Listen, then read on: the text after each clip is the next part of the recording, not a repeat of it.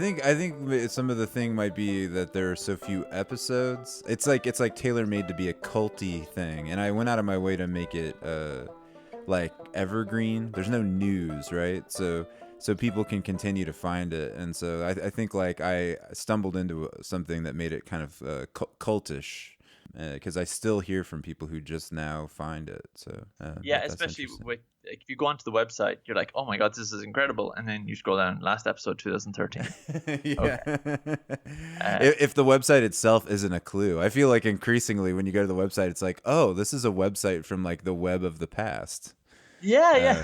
I Yeah. I never thought of it like that, but yeah, like a lot of the like graphics that you have on the website, and even the fact you like there's no Etsy shop. It's like literally, I will ship you these posters. Yeah, Is yeah, like yeah, gives an and indication even of it. just like the WordPress format of it. Yeah, My buddy helped me with that back in the day, and it's just the whole thing's kind of amateur. But there have been times where I got close to like relaunching the thing and talked to my friend about like what we would do with the website, and I really like keeping it kind of in that quaint style. I don't necessarily love what happened to web design in the meantime. So it's kind of funny just to keep it frozen in a better era to me of the web, an era I preferred, I guess. The Curiosity Project is an internet radio show. That voice is Robert Ashley. He is the creator of A Life Well Wasted, the best podcast that has ever existed, and also one of my personal heroes. And this week on the Curiosity Project, we got him on the show. As you can probably tell if you've listened to previous episodes, this is not my usual style, but because I loved A Life Well Wasted so much, I decided I'd do an ode to A Life Well Wasted and see if I could edit it together in the style of one of the greatest podcasts that ever existed. Also, as the show goes on, I will decide to kind of bring in things and take out things as I see fit, because I am a one-person production team, and sometimes editing can be quite tiresome. However, this week I'm so excited for you to hear this show. Robert Ashley was an amazing guest, and it was an honor to talk to him. I really hope you enjoy. what are the three things you value most in life? Oh man, it's funny. I feel like I'm 41 years old, and I had a rough couple of years, and I think I only recently started thinking of the idea of even having values in my life, things that I value. I've never been a very introspective person, and in some ways, I think that I got into interviewing people and representing other people's ideas partly because I just don't. I've never felt very solid about what I am really about, especially because over time I've really like changed a lot as a person. I came from a pretty working class background, a family where nobody went to college. A lot of my cousins and things had kids when they were teenagers, and I got people in jail in my family and stuff, and like I went to college and I got into kind of like eggheady things, and I never felt very comfortable with that. I always had a bit of imposter syndrome. But as I get older, I definitely have had to look at like what I value in life just to try to keep myself happy, because yeah, things change over time, and it doesn't always work out, and you have to have some things to cling to. I guess depending on how you define values in a purely selfish way, if I look at like what I care about in my own life, and if I'm really honest about it, I really need time to myself and something to like focus on that's creative work. And usually that means like I need to have some music that I'm making, even if it's music that I'd never share with anybody. But like music really is a part of my internal life in a way that if I don't externalize it by writing some music or sitting down and playing the piano for a while or whatever, it just slowly like demoralizes me. I feel like a very specific kind of tool that hasn't been put to use in a long time. And it's hard because I have to young kids. I have like a 16-month-old and a 6-year-old, and my wife is the breadwinner in the household these days. And so I'm, more. She does plenty of work with them, but like I'm more of the childcare person, and I do all or most of the cooking and that sort of thing. So I'm pretty busy doing that sort of stuff. So I got to kind of like step away or find certain moments where I can do that. But like music, it's like almost pre-linguistic for me, like before any thought. Like it's something that I just love and need automatically. But it can be something besides music too. It could be the podcast, but I can tell you about my travails with trying to continue podcasting later.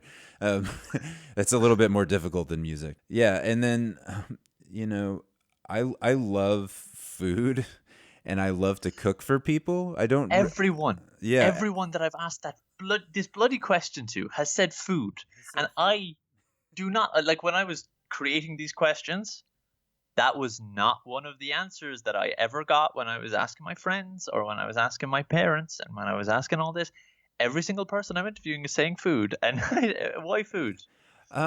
It's a good question. I mean, I've always loved to eat. I was a fat kid growing up, and it's not like I'm rail thin these days. But I love to eat and had some like food insecurity when I was a kid. And my mom is not a cook at all. I was raised by my mother. She worked and came home and made the kinds of dinners that you would make if you worked 50 hours a week and had to, come home and cook for somebody in 30 minutes, like pan fried sirloin steaks that you'd have to like gnaw on like a dog or, or, just like, uh, food out of a box. And there was a bit of like food being, especially since I was by myself a lot when I was young. I would go out of my way to try to like learn how to cook just so I could eat something when I was at home, and that led to lots of absurd mistakes and like disasters when I was too young to be using fire. Like I can remember I loved to make myself like a grilled cheese sandwich when I was in elementary school and staying by myself in a house. And I would make a grilled cheese sandwich and then go and like watch some cartoons. And one day I thought like, why do I have to get a plate out? I already have this pan that I cooked the sandwich in, and I don't want to have to wash that afterwards. So I made the sandwich and I brought the pan in and I set the pan right down on the carpet in front of the TV, and I ate my sandwich and watched cartoons, and then I went to pull the pan up and it was stuck to the carpet because it was that like plastic fiber rental carpet, whatever, like the kind of shitty carpet you get in like a rental apartment. And I'm like pulling on it. I finally pull it up and there's just this big black hole in the middle of the living room. And I don't even think my mom was mad about it when she got home. I'm sure that when you leave your kid at home all day that you feel a lot of guilt about that. And like, of course I'm going to do something like that. I'm lucky I didn't burn the house down. But I always cooked when I was a kid. And then, later in life when I was in college and like hanging out with other kinds of people would kind of like hit me to their food interests. And I found that there was just so much out there that's kind of an adventure, and that's probably a big part of it for me, since I love to travel and I really like new experiences. And if you are open in food, it's one of the easiest ways to like have a little adventure in your life. You can read up on Korean food and like head to the Asian market and pick up everything you need to make something that you've never eaten in your life, and who knows if you're getting it right. But yeah, it's just fun to like try something that's like way outside your wheelhouse, and just the busy work of cooking, because I am for some reason cursed with this like drive to always like be busy, probably to distract myself from the like gaping hole in my chest or something. but but like I need to be busy, I need to be working. And food, if you get into cooking, like you can really like waste a lot of your time just piddling around in the kitchen, working for hours a day. I mean, I do that a lot. I spend hours in my kitchen baking bread and homemade pasta and making like absurdly complicated meals, and like obsessively managing my pantry and like fermenting things before they go bad, or like trying to figure out ways to use like waste products because I hate like wasting things, and that just keeps my mind busy. But yeah, it is something that I value, and I'll just make an aside here to say that for 10 years I was a vegetarian, just like a lacto-ovo vegetarian. It was like right after graduating from high school, and what I ate in life was like very limited. But when you grow up in Texas, which is where I'm from, and everything is meat, and then you decide you're not going to eat meat, you have to like find all kinds of new things to eat. And I think that that process of like broadening my world was a big part of my enjoyment of it. I do eat meat now, but not, not like a kid from Texas, probably. Okay, so I'll throw in one like value that that isn't like completely selfish, although it is in a genetic sense, which is that now that I have a couple of kids, it's I never really saw it coming, but man, I really you can't help when you when you have kids, just turning your life into a big playground for them. And I would say that, making my kids happy and keeping them safe and feeling loved is something that I worry about all day long, and I go out of my way to do. And it makes me happy to do that. It makes me happy to to spend time with them. And during this lockdown, I have a 6-year-old. He was in kindergarten, and he had to not come back from spring break to his class, and it was a real bummer for him. But I really enjoyed sort of becoming his teacher, and he is the kind of kid who like thinks he knows everything. I don't know where this comes from. I really hope it's not me, but I mean, from the moment he could talk, he would swear up and down that he like knew every goddamn thing on earth. I mean, he has the man disease, where if he sees something once, he thinks he's like a fucking expert about it. And so he's been really hard to teach, but I really finally like broke through that barrier and have been able to like I give him piano lessons. We work on reading and math, and I've enjoyed doing that with him and having that role. And I can see that as life goes on, no matter what happens, I'm always going to have this part of me that's just going to be wondering, like, has he had something to eat, or like it's hot, he needs to have something, he needs to have some water, or like let's put some sunscreen on. Like, your brain gets taken over by these things. And You yeah, so describe it as almost as a parasite. well, I mean, it kind of is. It's like a lovely parasite, I guess. And it's like you're working at a company that has decided to outsource your job, and they need you to train the new people who are going to get paid less. And, and and I'm doing that training right now. Like these kids are absolutely like replacing me before my eyes, but I'm okay with it. And honestly, like I think the world needs a lot of replacement. So, like I'll join the ranks of the replaced, and hopefully my kids will be, better people. And I think young people in general tend to be better people.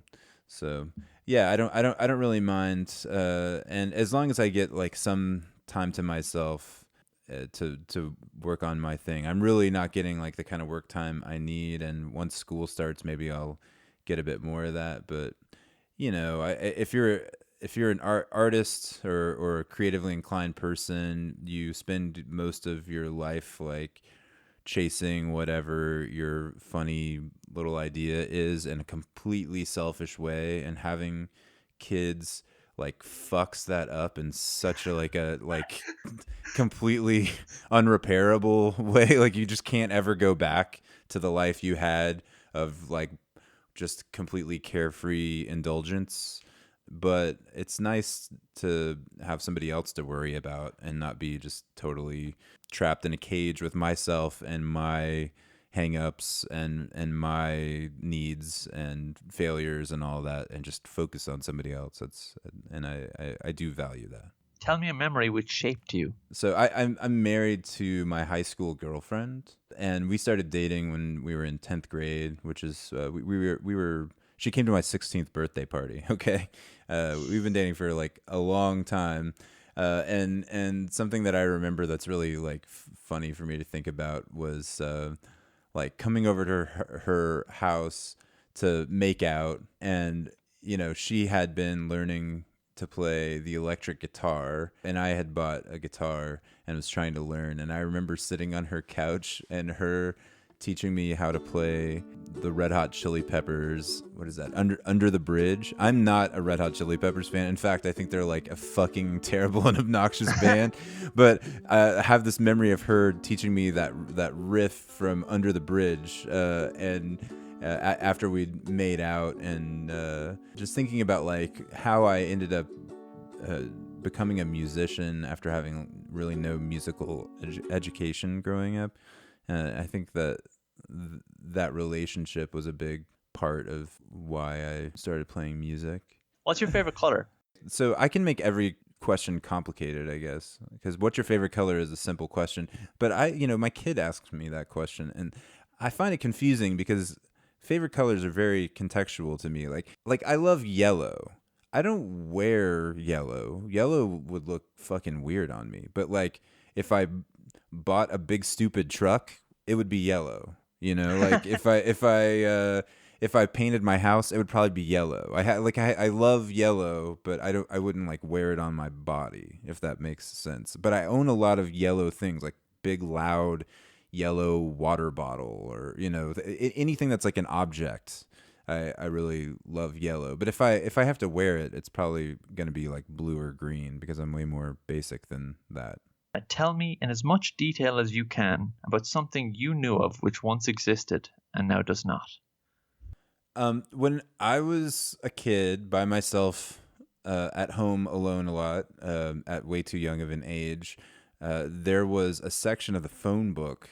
I don't know what they called this, okay? But there was a section of the phone book that had different colored pages, and it was filled with numbers that you could call that were for kids to entertain themselves. They were basically designed for like latchkey kids or kids who were at home by themselves and feeling alone. And they were these like weird voicemail things that you could call, and some of them would be interactive. Like there would be a story like, oh my gosh, Timmy's up on the mountain and he slipped. Press 2 if you want to help reach your hand out, or press 3 if you want to grab a stick and put the stick out, things like that. Or just I would call sometimes just the number that you could call to find out what time it is. Literally there was a number you could call to find out what time it is, just to hear a voice. Or even I remember there was a TV commercial that would come on all the time for a number you could call and talk to an actual living human being called Kid Talk, and it was free. And I remember the jingle, and it was like, Kid Talk, when you're home alone.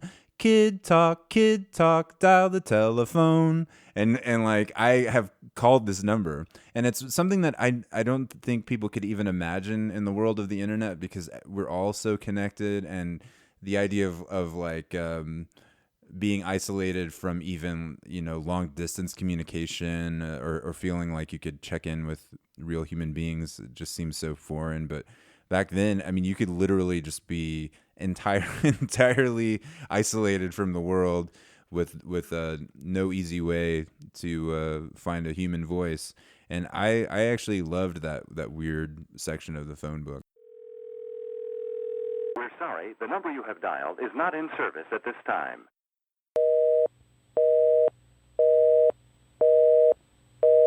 What, if anything, is perfect? Ooh. Oh God, I hate myself for this. Really, am I really gonna fucking say this? Yes, you are. You've now fine. typed it up. Fucking Abbey Road, the Beatles, Abbey Road. It's perfect.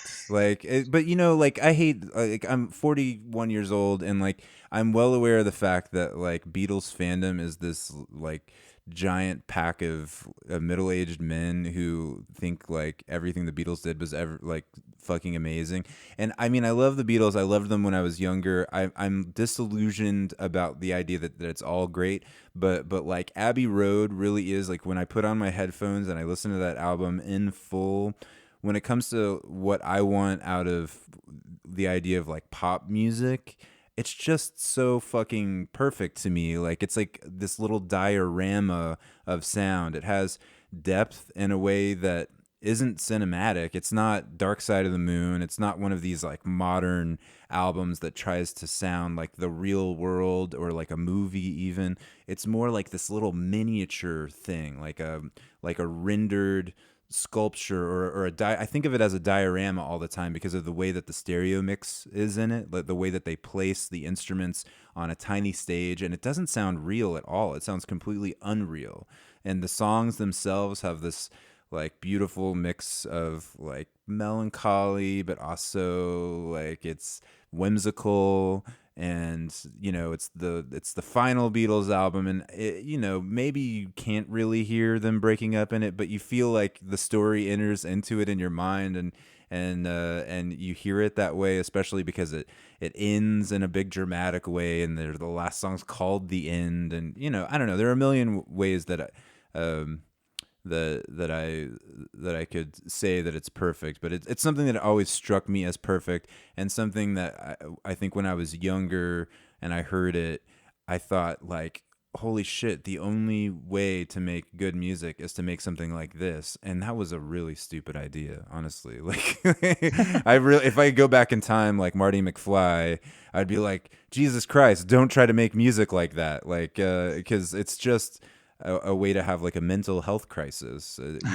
You just can't do that, especially like in your bedroom alone or like one dude. It's a bad example. You should just like make something that feels good. But yeah, Abbey Road is perfect, obnoxiously so. Who is your favorite character from fiction of any kind, and why? I really want to say I'm going to give like two answers. Can I give two answers? You No, can give two answers if you want to. I can give two answers. Okay, because they represent like the scope of my feelings about characters, and so I'll just say like a really ridiculous answer, which is Stephen Dedalus from A Portrait of the Artist as a Young Man and Ulysses, James Joyce. I'm talking to an Irish person. I'm sure that you know what I'm talking about. Yeah. These are books that I read when I was young, and specifically I read A Portrait of the Artist when I was like 17 in school, and it was the first book that I actually read in school that was assigned to me. Like I would kind of, skim through stuff. I wasn't very interested. And something about that book caught me. And I think what it was like just the representation of sensitivity on the part of the character of Stephen Dedalus as a kid, and what that meant for him in becoming an artist, being the kind of person who, because this is the kind of person I am. I grew up feeling like assaulted by everything going on around me because I took it so personally. I always put myself in other people's shoes. If my mother was in distress, then I was in distress. If I witnessed something violent or terrible, I was the victim of that, because I was always the kind of person who was like overly sensitive and putting myself in other people's shoes. And I guess reading that book was one of the first times I realized that that was a quality in a person that you could use. Like if you leverage that in the making of art, that you could turn that weakness into a strength. My other answer is Bill S. Preston Esquire from Bill and Ted's Excellent Adventure. Because I just recently rewatched that with my 6-year-old, and I have gotten him into Bill and Ted. And there's a new Bill and Ted movie coming out. That's just like when I was a kid growing up in Texas, like California was where I looked to for cultural cues, and there was so much California happening in pop culture in the 80s and early 90s, and I just connected with these guys who were so enthusiastic. And I thought Bill in particular, because Bill's the Keanu character, right? Unless I'm getting this wrong, which would be funny, but I think he is. He isn't. yeah, I've never seen them. So okay. I just, the first one's it's really like- good. The second one is a hot pile of garbage, and I'm sure that the sequel is going to be terrible. But the first one, it has this like purity. It's the ideal California dude who is okay. I got to say, like, there are a couple of moments in it that I had forgotten, where they like use the word fag that I was super uncomfortable with, and I didn't remember that, and that sucked. But in general, the characters are just very like open-hearted and dumb, but they have their heart in the right place, and they just want to have like a really good time when they when they say like, be excellent to each other. Be excellent to each other. Party on, they really mean it. It's almost like Andrew WK. Did you ever happen to read the columns that Andrew WK, the singer, would write about like the philosophy of partying? I'm like a hung up person in a lot of ways. I can't relax. I'm not easygoing, but I've always been attracted to people who had this outlook of like, you should just have a good time and be nice, and those two things can exist together. You can have a good time and love people and be generous Be to excellent. people. Be excellent, exactly. So those are my characters. What fascinates you?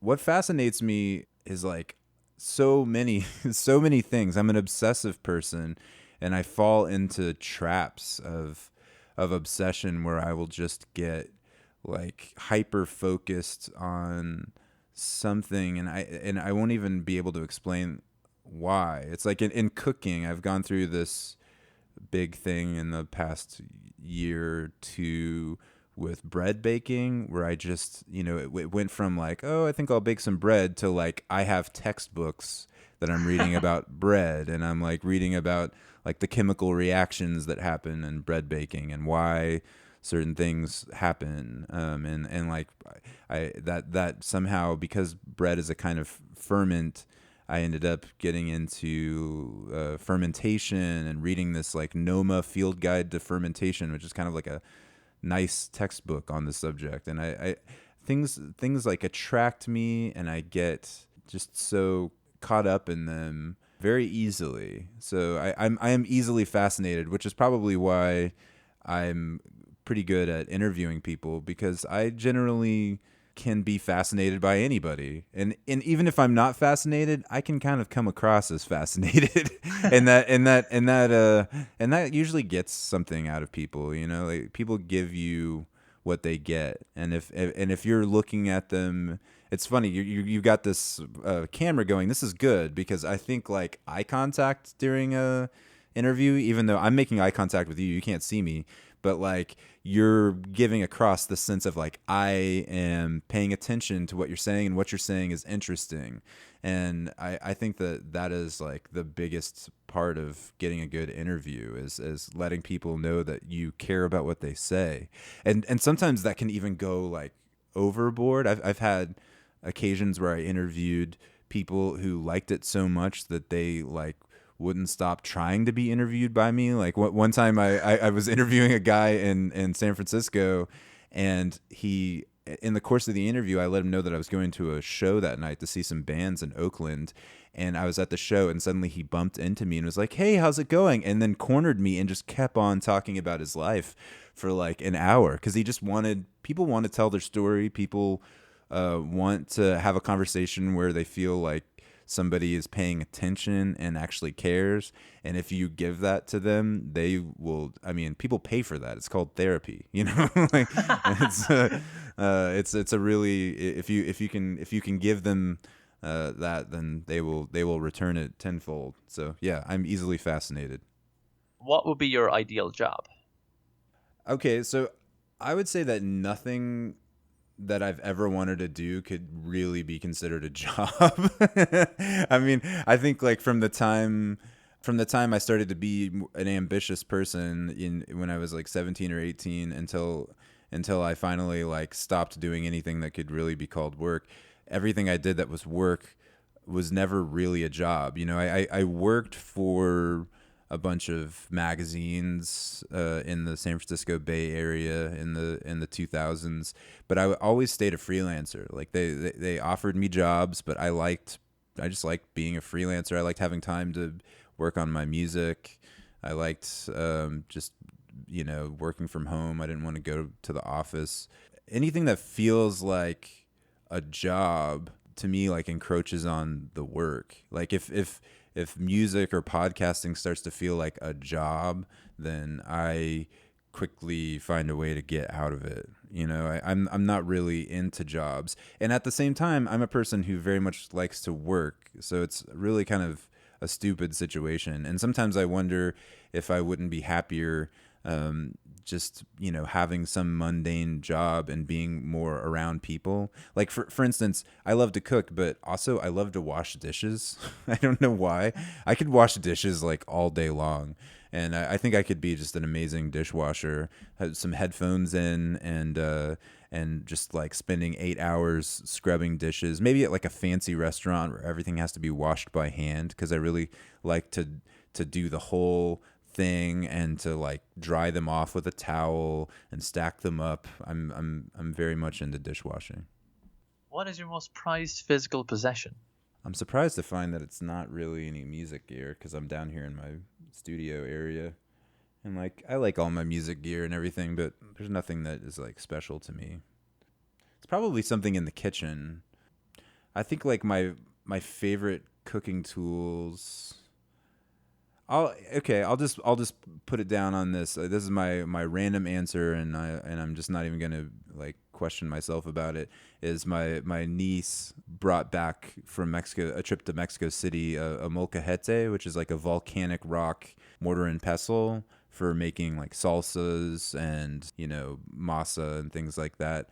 And I love the way it looks, but also like I'm the kind of person who like makes a lot of handmade food with a lot of painstaking labor, and I had a mortar and pestle, like an Italian style one, for 15 years, and I use that for a lot of different things. But those are made out of like granite, and they're smooth, and you smash whatever you're trying to grind up in it. You just smash it with the stone, whereas the volcanic rock in the molcajete is really like it's like sandpaper, and it tears things apart, and anything that's like juicy or like plant material comes apart in this very like flavorful way. It leaks all that flavorful oil out of herbs or garlic or whatever, and I like looking at it, and I like making food with it. I like serving food in it. I think I'll just say that that's my favorite physical object. And if you could name a hot sauce, what would you call it and why? This is fucking hard, dude. This is actually a really hard question for me for some reason. There's so many ways that you could answer this question. You could just make a pithy joke that's like a pun on hotness, or you could actually like take it seriously, which, being a food person, I'm tempted to think like, oh, maybe I would make my own hot sauce. I mean, I have made my own hot sauce, but I have not given it a name. I guess I would call my hot sauce optional. I think that like like because I think like especially a lot of guys that I've known who are into spicy things, especially white guys, sorry to say, like they think that it's like really cool to like hot food, like it's something special, even though people all over the world like mostly eat a lot of spicy food, and it's just fucking food, and then there's nothing like cool or macho about it. It's just a part of eating food. It's exciting to have a little heat, and often like Americans, whenever they find some new trendy thing, they take it to the max like immediately. It's like, oh, spicy's kind of cool, but what if you turn this into like a thermonuclear weapon? That would be awesome. I just hate that shit. I want it to be like tasty and serve a purpose. I like the flavor of chilies. I like some excitement on the palate. I would just call it optional so that nobody felt any pressure to overdo it, because it's not very fun to like wake up at 3 a.m. and have to go to the bathroom when you've eaten like super spicy food. That's very unpleasant. So I'll leave it up to the eater. I can see like the label, like a blank white label with like optional full stop written on it, just like, and Period. like, yeah, the color of it would be like absolutely toxic. Like it would kill you, but it is optional.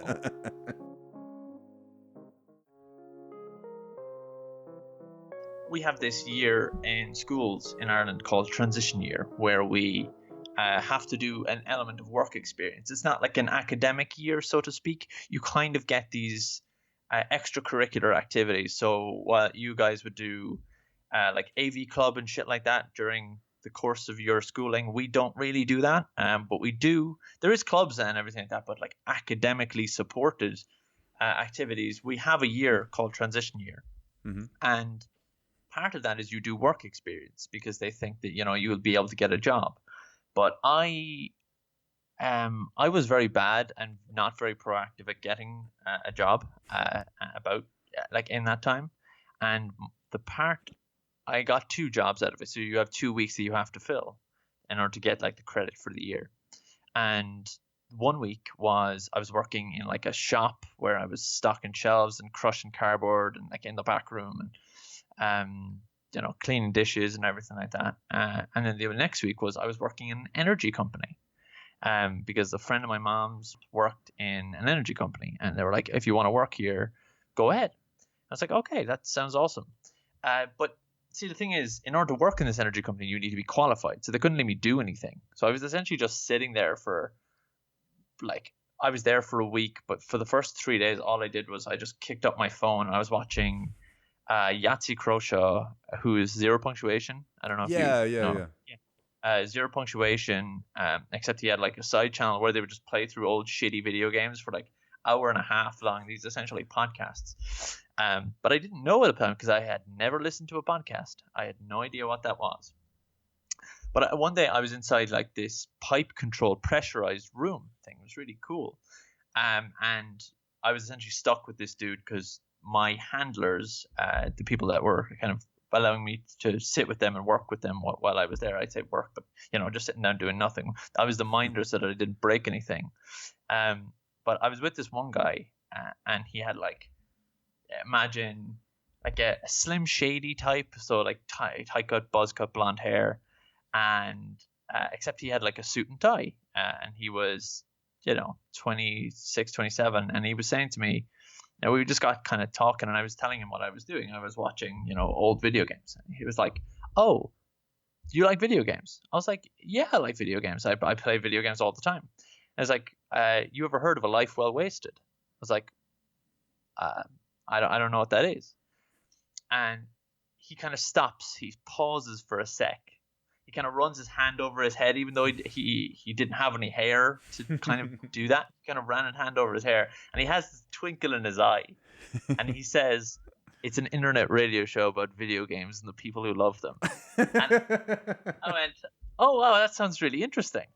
And he's like, "Yeah, it is really interesting. It's like this is the best podcast you'll ever listen to." I was like, "Oh, well, I don't really know what a podcast is." And he goes, "Yeah, it's a like essentially an internet radio show." And I was like, "Okay, that's really cool. I'm gonna write it down on my phone."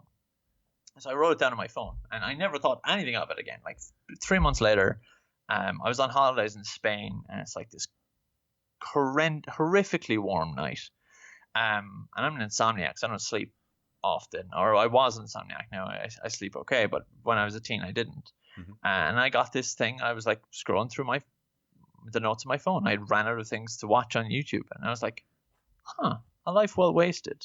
It's like 12:15. It's 25 degrees outside, or like imagine like ridiculously stupid hot in Fahrenheit.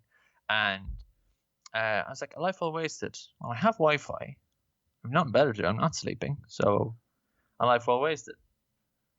And it kicks off in this most beautiful way with an internet radio show detailing the death of a magazine. And I'm like, holy shit. And I listened to 5 episodes of A Life Well Wasted until 6 o'clock in the morning. Staring at this like shitty stained Spanish house with like AC blaring with my earphones in. And it was almost like this spiritual experience. And it's funny because I have spoken to a lot of people who've listened to the show, and they have similar things where they like listen to one episode and they're like, I have to do it again. I have to listen to more.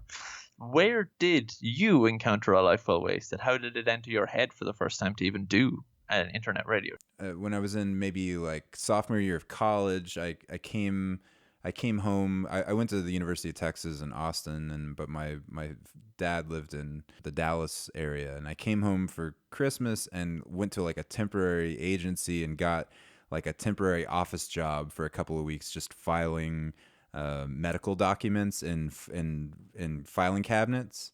You just get a pile of medical documents, and it's literally just alphabetical order. Put the thing where it is, and it's so boring. But I had a Walkman with radio on it, and I only had one tape on me or whatever. So eventually, I had to like turn the radio on, and I ended up finding on the radio like the public radio station, which I'd never really listened to, and started listening to public radio, which in my area and in the United States is NPR. And somewhere along the line there, I discovered the show This American Life, which just totally captivated me. I'd never heard anything like it. And that put me on to just radio in general as something that I guess I had been used to the idea that radio was either music or it was like Rush Limbaugh, or like sport dude talking about like, can you believe they traded such and such away? Oh my God, that kind of thing. I didn't know that radio had all these other possibilities, and from that moment on, I was always a big fan of really cool, expressive radio shows like This American Life or like Radio Lab. Radio Lab was another big show for me because the sound design in it was so fresh, and the way that it was cut was like super edited, almost like some of the music that I liked at the time. So that was in the background, and I had grown up like literally like dreaming of writing for video game magazines, because when I was a kid I couldn't really afford a lot of games, but my mom, who always supported me reading, was more than willing, if she had the money, to buy me a magazine at the supermarket. And so I was always reading these gaming magazines like EGM or whatever when I was growing up.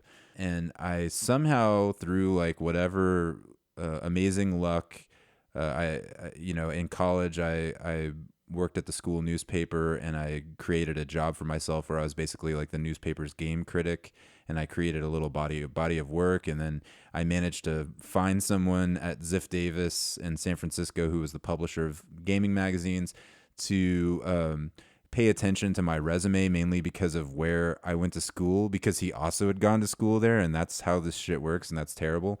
Not that the University of Texas is like a highfalutin, private university or anything, but people tend to like gravitate towards someone that they share some kind of experience with. And he bothered to read my samples and liked what he read and gave me a shot on some freelancing stuff when I was like 21. So I started writing for video game magazines, and I loved that. But I always loved radio, and as the magazine business was cratering, and I was living in San Francisco, or I was living in Berkeley technically, but working with these San Francisco magazines. While I was doing the magazine thing, I was also making music, so I had all of this sound gear around because I was recording my band in our bedroom, and I started thinking like, I love radio, and I really want to see if I could do this. I don't know why I wouldn't be able to do my own radio story. And the subject matter was already there in front of me, because I knew all of these people who worked at the magazine, and some of them were people that I, had. The magazine in question is Electronic Gaming Monthly. The magazine tanked in January of 2009, but was subsequently relaunched in 2010.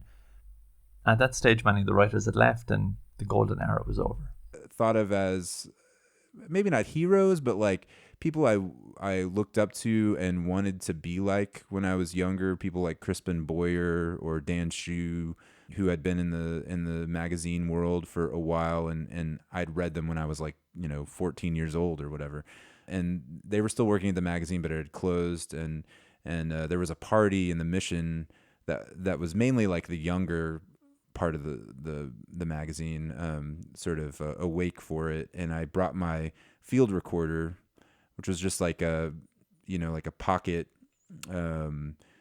dual mic stereo recorder that I don't even know why I had bought it in the first place, but I had it around. I think I was just interested in getting like nature sounds, and I took people up to the roof and interviewed them with this stereo mic setup, which now when I hear that first episode, it's really funny because it's such a sensitive microphone, and it's stereo, so it places people on a stage spatially, and it's just, we're in the middle of a really loud, boisterous party, and like outside on the street, it's the Mission, and there are people like yelling and fighting and honking, but it's all in there. It's a very noisy interview that maybe has some cool atmosphere because of that. Being the kind of person that I am, instead of seeing it as just like a career opportunity where I could have maybe like started something that would have been like a good way to pay the rent, I just pretty much immediately turned it into like a completely unwieldy art project that only made money because I had a fan in Ollie Moss, who at the time was a kind of unknown designer and artist who kind of went viral with some things online, and who had approached me about making some posters for the show, and basically like created a business model for it. And now he's like, super well known, and he's an incredible artist and works on games, and he works at Valve now, and I was really lucky that he reached out to me because he created the whole like way that I was able to make any money doing this in the first place. And over time, the show just became more and more ambitious because that's just my personality. I would sort of like turn up the heat on myself and want to do like crazier and crazier things with it, production wise. And yeah, I mean, it just grew and grew. And at the time I had no kids. And when I was doing it, I would just zone out in my studio for hours and hours a day. Like I would do these big long stretches of work through the night. And that's when I would have like my most harebrained ideas of like turning things into raps or or like really musical montages and things like that.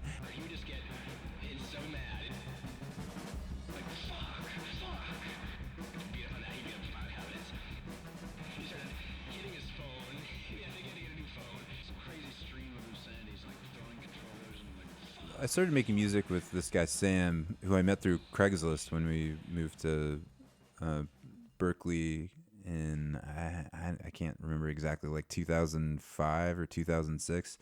And originally we were just like helping each other out on our sort of like solo bedroom projects, and I would say we were both kind of like folk singers, but our music interest was pretty broad, and we both liked a lot of electronic music. And Sam has a real like gear acquisition problem. Like like he's the kind of guy who drives like a 1990 Toyota but has like a $50,000 synthesizer at his house.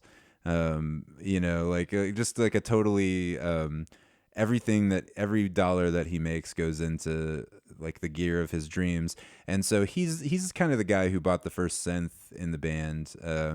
And we started adding a few of those elements as we formed our own band, because at first it was just like two separate things, but it just became one of the sounds that we played with. And I guess also because we were recording music on a computer, sometimes on tape, but often manipulated on a computer, that no matter what kind of music you make, if you start fucking with it on a computer, it kind of becomes electronic music. Once you start like adding effects or editing it. So there are things that probably read as electronic in origin or synthetic in origin on the show that are actually probably like my Wurlitzer electric piano or a guitar that's just super heavily processed.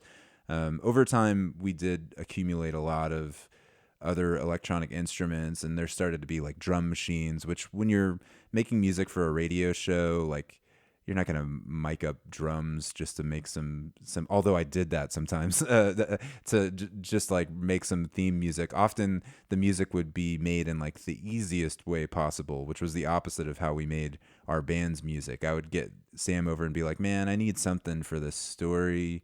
Can you help me out? Can you come work with me on this? And we would set up something simple and just like bang it out in a kind of utilitarian way. And then I think the juice of the music in the show happened not from like the music itself, but from how it got used in the interviews. It would be about like finding the right moment where music was needed, and then treating the interview itself in a musical way. There's lots of editing of that show where it's where it's just like editing in like emptiness into the interview, because people tend to talk quickly and to interrupt themselves, as I've done myself many, many times. And I'm talking to you right now as you're editing it. I bet you're like, you're like, Jesus Christ, stop interrupting yourself. So people, it's hard to understand. There's a basic like information overload in an interview, to me personally, where I want people to take their time and get their point across. And when they've made a point, there needs to be a moment for the listener to hear it and to really like understand it and recognize it. And treating things musically gives that to you naturally, because music needs space. Music is as much about the lack of sound as it is sound. It's all the things around it, and it just tends to get people in a more meditative state where they're okay with a little bit more slowness. Like people might not like it if you take their roundtable D&D podcast and start inserting a bunch of like silence into the conversation. But if it's a one-on-one interview and they're telling a narrative of some kind of story, if you use music, I feel like you're using like the language of film or the language of old radio theater. There's like a way of hearing things that allows people to be okay with that slower pace. Yeah, I mean, there's definitely, when it comes to the music, it's all about like how it feels to me. And I have a whole library of music that we made for the show. Some of the themes that like return over and over again. And I'm always in a hurry to use the familiar pieces, because I think that's part of the DNA of the show, and it keeps it feeling like itself. But I'm not willing to settle for that if it doesn't work. And so sometimes you get an interview or even just a story. It's not necessarily, it can be about the person and the way they speak, but it can also be about the story they tell and about what feeling I want for that story. And sometimes you just have to make something new for it. And there's a lot of work would be trying to figure out like the right way to make it musical. And what's funny is, I probably could have made like a million more of these, but I would sometimes I would lose momentum, start to feel self-critical, lose faith in myself after a while if I was just straight up, editing an interview and just not feeling it. When that was happening, I would often like try to find something musical in it, because that would always sort of cheer me along. If I was having trouble working, if it wasn't coming together, I would find a musical moment to hang things on and be like, well, okay, that's cool. I like that a lot. And that has feeling, because the show in general, I would always get bored or lose faith in it if it wasn't funny or sad or somehow have like feeling to it. If it was just someone describing like an abstract idea or talking about video games, I would just be like, this is fucking, nobody wants to hear this,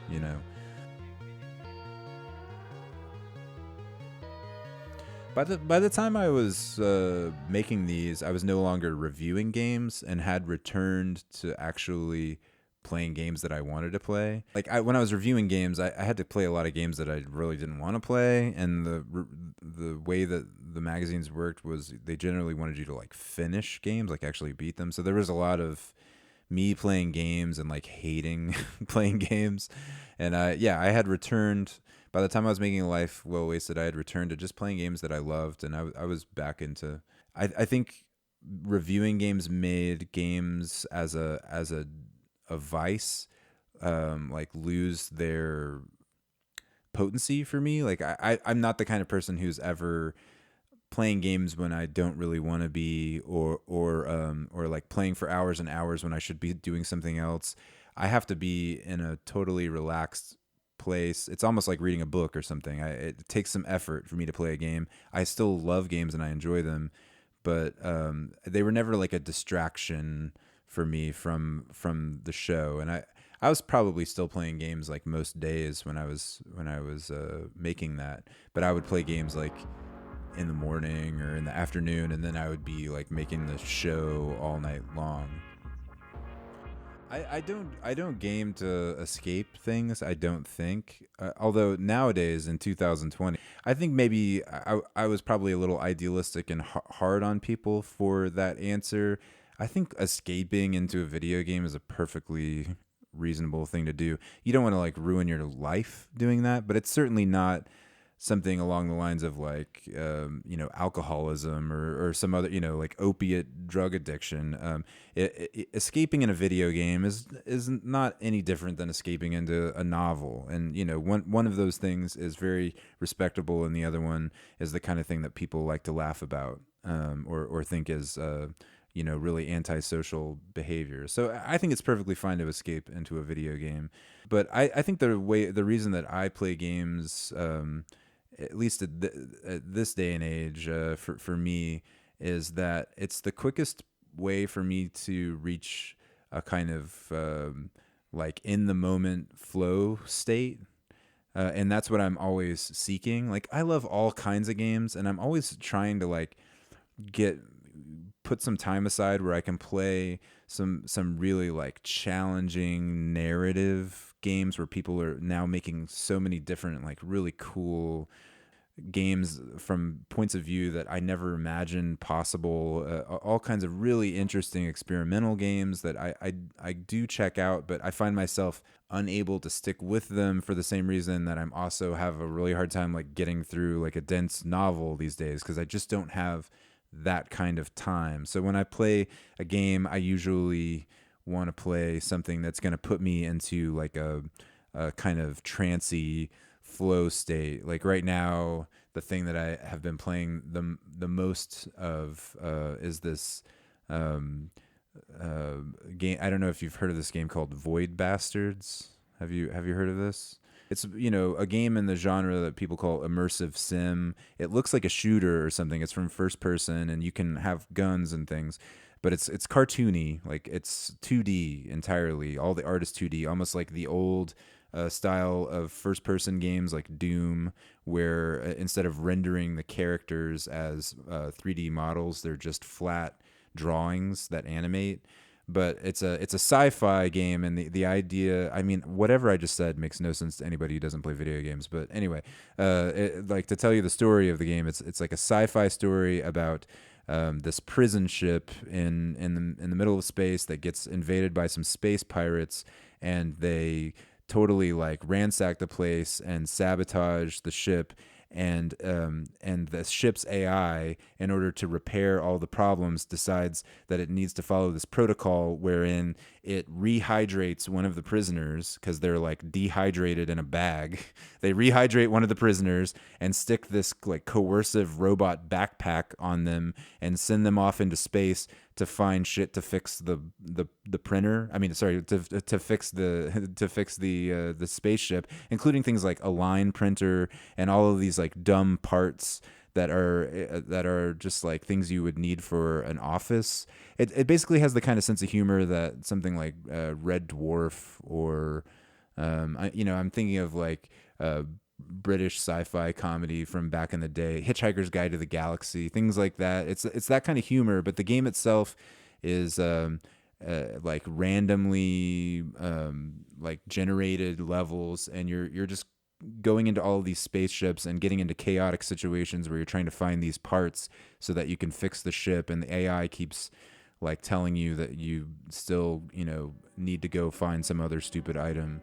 But it's just a game that has just enough variation and difficulty that when I play it, I am entirely present in the game and not thinking of anything else, which, now that I think about it, is probably escape. So there you go. I think I play games for escape. Do you think you've lived a life well wasted?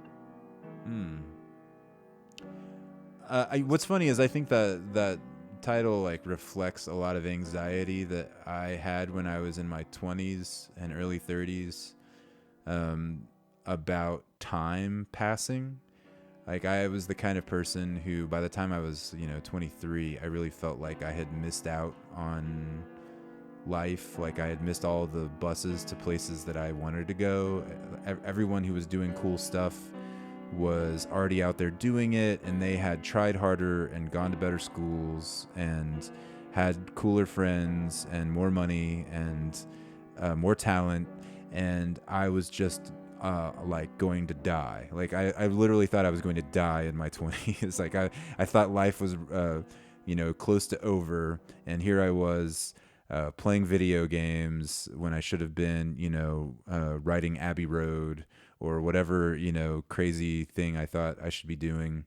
I had a lot of anxiety about that, and I think that's where that title came from. I think in reality that life isn't something you can waste. I mean, whatever it is you do with your time, that's the life that you have stumbled into is what you get, and you're not responsible to make it more epic or more successful or more interesting for someone else to hear about. If you feel like your life has been wasted, maybe you should think about what it is that you think you should have done about your life, or what it is that you should have done with your life, and ask yourself if that is really like what makes you happy. Because I think a lot of the things that kept me sane and made me happy were things that I saw as a waste of time. Like I think of all the time I spent early on in the internet, back when the internet was fun, watching stupid web videos. Like the time that I discovered Lasagna Cat. Do you know Lasagna Cat?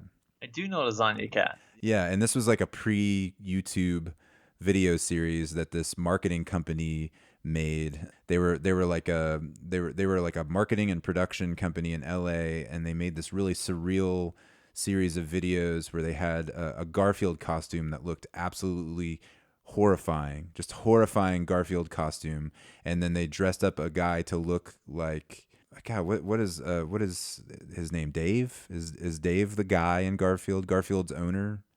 John. John. Yeah, I knew it was something really generic. John, and then they would reenact an actual Garfield comic strip that Jim Davis had written, and like in as like a blue screened live action thing. They'd reenact it, and then they would sort of remix it with music and all kinds of video effects. And the day I found that, I just sat there and watched every single one of them all at one time. And it was a day where I was trying to get some writing done or finish the podcast or whatever I was doing at the time. And I would just be so mad at myself for doing things like that. But like, you shouldn't be mad at yourself for having a good time. You shouldn't be mad at yourself for enjoying life instead of forcing yourself to put your shoulder to the wheel and get some work done. It's just not healthy. And I don't think it's how people who are successful at working get their work done. I really don't. I think my life has been as well wasted as anyone's. Sure.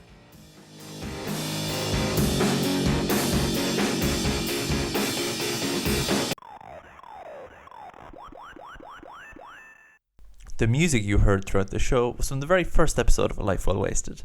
It really, really adds some beautiful ambience to my discussion with Robert. You can follow Robert on Twitter at Robert Ashley, or you can follow me on Twitter at Tess_Curious. Have a great week, everybody.